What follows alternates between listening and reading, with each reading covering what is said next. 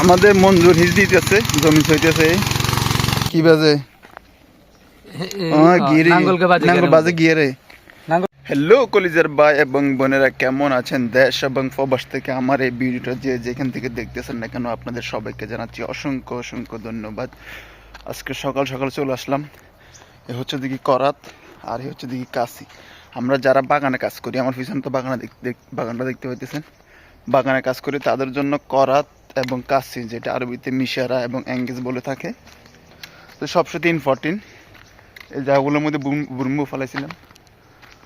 আর আমার এখানে ছাগলগুলা আমাকে দেখে সিরিয়ালে দাঁড়ায় গেছে খাবারের জন্য।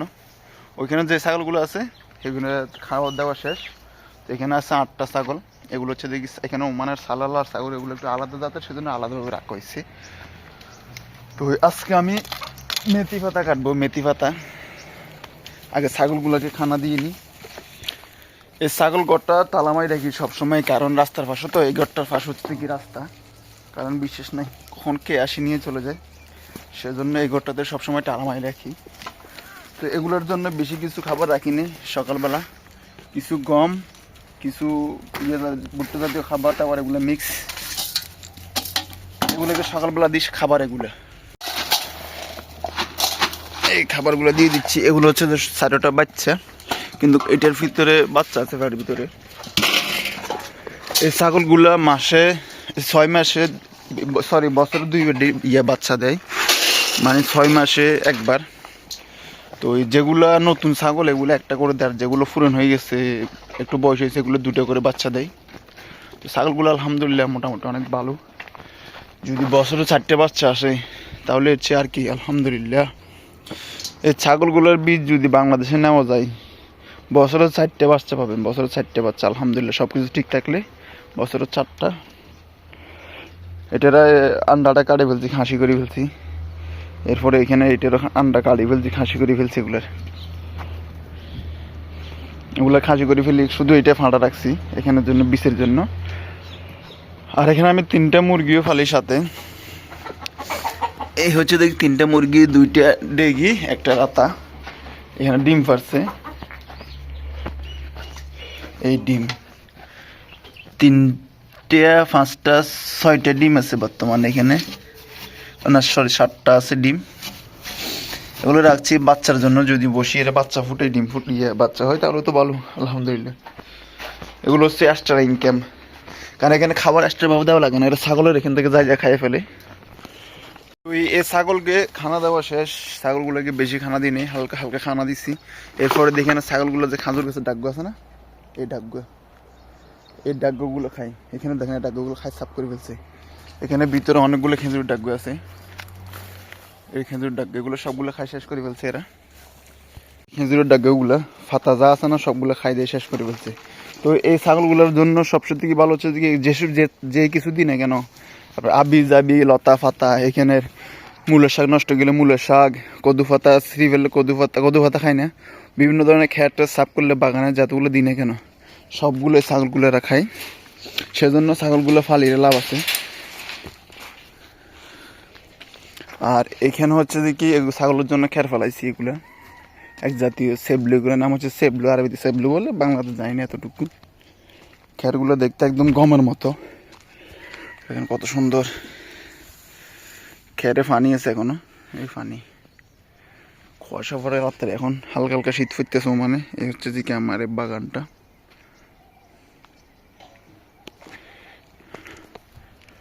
তেরফালও নিয়ে নিলাম, মেথি পাতাগুলো কাটি তেরফালের মধ্যে নিতে হবে, সেজন্য এই তেরফাল নিচ্ছি। আর আমার এই পাশে হচ্ছে দিকে, এটা হচ্ছে যে রোড, এটা হচ্ছে রাস্তা। রোদের জন্য একটু ঝাপসা দেখা যায়, কি করব, গরিব শরীফের মোবাইল, যতটুকু পারি এতটুকু ভিডিও করি।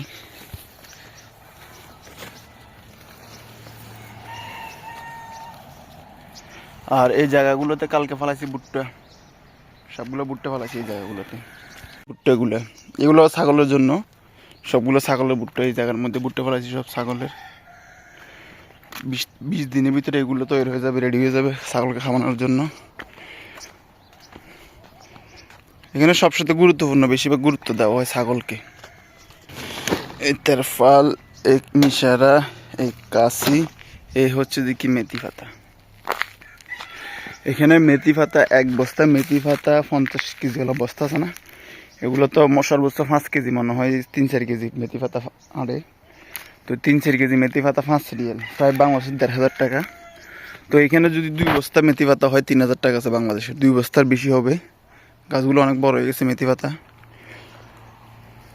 তো এখানে মেথি পাতা যেগুলো আছে না, এগুলো এভাবে আমাদের বাংলাদেশের মতো কাঁচা চলাই না, এগুলো সবগুলো কাটি ফেলবো নিচ থেকে কাটে এখানে, তারপর বিছে শুকিয়ে দিয়ে ফেলবো 2 দিন বা 3 দিনের ভিতরে। এরপরে কিছু দিয়ে ধান বাড়ানোর মতো বাড়ে দিয়ে পাতাগুলো নিয়ে ফেলবো, নিয়ে ফেলার পর একটু বাঁচবে, বাঁচার পর দিয়ে যাইরে সুন্দর করে এগুলো প্যাকেট করে মেশিনে ফাটা দিবে। আমাদের দেশে যেরকম চাউল ডাল মেশিনে চুরে, এরকম এখানে ওই মেথি পাতাগুলো মেশিনে চুরে পাউডার বানিয়ে ফেলবে। এরপরে দিয়ে পানি দিয়ে আর কি মেথি পাতাগুলো ব্যবহার করবে, যেখানে দেওয়ার হাতে ফাইয়ে নোকে, এখানে বেশি ফাইয়ে ব্যবহার করে মেথি পাতা। কিন্তু আমাদের নবীজি তো ফায়ের মেথি পাতা দেওয়াটা নিষেধ, মাথায় দিত। ফায়ে দেওয়াটা নিষেধ না, কিন্তু মাথায় ব্যবহার করতে বেশি। কিন্তু এখানে আরব কান্ট্রিতে বেশিরভাগ মেথি পাতা ফায়ের মধ্যে দেয়, ফায়ের তাল্লয় নৌকে সব জায়গায় দেয়। তো এই মেথি পাতাগুলো এখন কাটবো।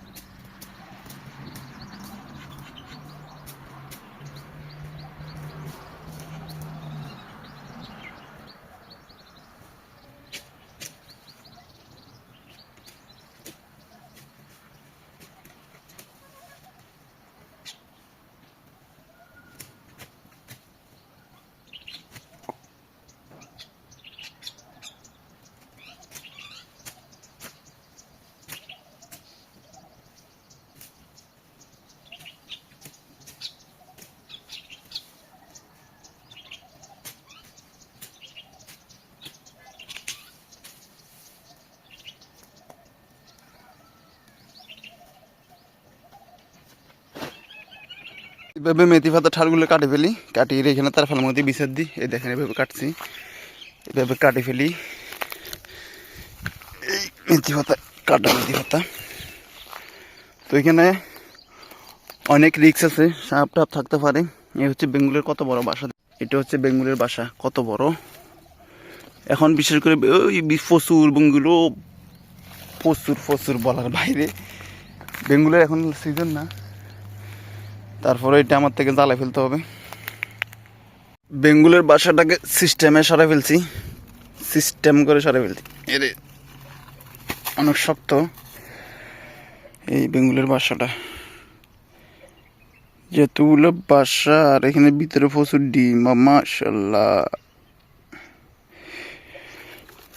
এগুলো যদি সিজন থাকতো তাহলে আমাকে কামড় দিয়ে তেনা ফেনা বানাই ফেলত। যাক, মেথি পাতাগুলো প্রায় কাটার শেষ পর্যায়ে আসি গেছি। কিন্তু সমস্যা হচ্ছে আরেকটা, ওইখানে তো একটা বেঙ্গুল বাসা মারছি যে এতটা ইয়ে না, এটা তো প্রচুর ভাই, এটা তো যে বেঙ্গুল প্রচুর। এটা কি করা যায় অবশ্যই কমেন্ট করে জানাবেন, এটাকে কি করা যায়। ফাইনালি মেথি পাতাগুলো সবগুলো কাটি ফেললাম, কাটি শেষ করে ফেলছি। এই মেথি পাতার টাল দেখেন এখানে তার ফলের মধ্যে বিছাই। এইখানে ছিল 3টে গাছ, এখানে একটা ছিল 4টা, 3-4টা কাটা শেষ। এখন আমার থেকে দেখতে হবে যে কি ওইখানে বাগানের ভিতরে আছে কিছু, তো সেই জায়গায় যাব। এখানে যে মেথি পাতাগুলো দেখছেন এগুলো কাটতে প্রায় 1 ঘন্টার মতো লাগছে, 1 ঘন্টা। তো এত বড় একটা ভিডিও আমার থেকে বানানো সম্ভব না, আপনারাও দেখবেন না। তো সেজন্য কাটি কুটি যা পারছি তা বানাইছি, অল্প স্বল্প করছি ভিডিও। তো এখন এখানে বাগানের ভিতরে যাচ্ছি, বাগানের ভিতরে আছে অনেকগুলা। তো দেখি সেগুলো কাটিয়ে নিয়ে আসতে হবে, কারণ ম্যাক্সিমাম এখানে যদি 3 বস্তা করতে পারে, 3 বস্তা 15 রিয়াল, বাংলাদেশে প্রায় 5,000 টাকার কাছাকাছি। তো আলহামদুলিল্লাহ 2 ঘন্টাতে যদি 5,000 টাকা ইনকাম করতে পারি তাহলে আর কি। এখানে লাগাইলাম আলু, কিন্তু আমি কখনো বাংলাদেশে আলু লাগাইনি, আলু লাগাতে দেখিও নাই। কিন্তু পরবর্তী জানি যে কি আলু প্রথমে লাগাই দেওয়ার পরে যখন আলুগুলো লতাগুলো একটু বড় হয় তখন ডেক বানতে হয়, কিন্তু আমি আগে ডেক বান্ধি আলুগুলো লাগাই ফেলছি। না জানলে কি করব, আলু আমি যেভাবে জানি সেভাবে লাগাইছি আইডিয়ার করে। তো এখানে অল্প আছে মেথি পাতা, এগুলো কাটি ফেলি। আমাদের মঞ্জুর হিজ দিতেছে জমি ছইতেছে বুকটা ফালাই ফেললাই। ও মঞ্জু কেমন আছো? না না না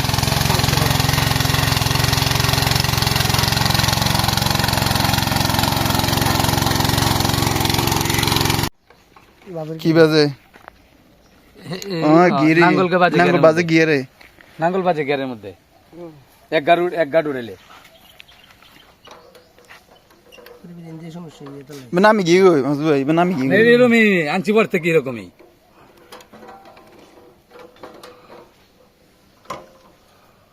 খুলি বুঝলেন না, খুলি রে বেলে ফেলো শুধু ইবে রাখো, ইবেলে ফেলো শুধু ইবে রাখো। তো মনে হলি হ্যাঁ শুধু ইবেদ গিয়ার ফেলা দিবে না, ইবেদ গিয়ার ফেলা দিবে ইবেদ। আর তো তিন দিছ সাইবুল কি রে সাইবুল? নিচে যা তো কেন নিচে জানা আমি এখন বাগানের মধ্যে এখন বুরুমপুর সিজন, সবাই শুধু বুরমু ফেলাইতে ছাগলের জন্য। তো এখানে একটা চালাইতেছে মেশিন, আর পরে এখানে আরেকজন চালাইতেছে। এই হচ্ছে যে আরেকটা। তো তুমি এতদিন ধরে মেশিনটা চালো, এটা সম্পর্কে জানো না? কেমনে ফুরুটে কেমনে নিয়েছে না মা? আমি আগে উপরে উঠছে না, তো আগে কেমনে উঠছে?